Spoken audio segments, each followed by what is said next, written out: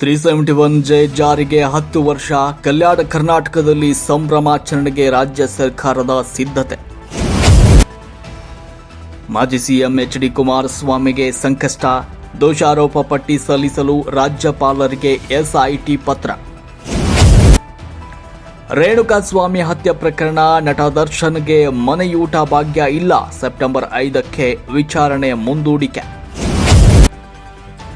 Zika virus ಬೆನ್ನಲ್ಲೇ ಈಗ ಮೊಪಾಕ್ಸ್ ಭೀತಿ.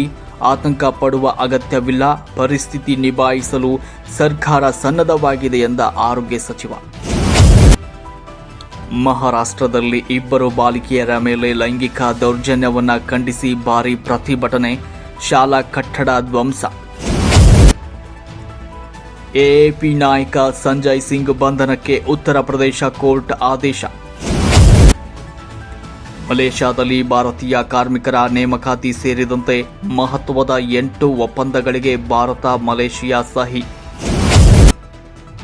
ಭದ್ರತೆ ಹೆಚ್ಚಿಸುವಂತೆ ಕೇಂದ್ರ ಸರ್ಕಾರಿ ಆಸ್ಪತ್ರೆಗಳಿಗೆ ಕೇಂದ್ರ ಆರೋಗ್ಯ ಸಚಿವಾಲಯದಿಂದ ಸೂಚನೆ.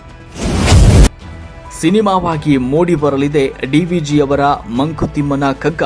ಪ್ರಮುಖ ಪಾತ್ರದಲ್ಲಿ ಹಿರಿಯ ನಟ ರಾಮಕೃಷ್ಣ ನಟನೆ. ಸಚಿನ್ ಧೋನಿ ಆಯ್ತು, ಈಗ ಬರ್ತಿದೆ ಮಾಜಿ ಕ್ರಿಕೆಟಿಗ ಯುವರಾಜ್ ಸಿಂಗ್ ಬಯೋಪಿಕ್ ಸಿನಿಮಾ.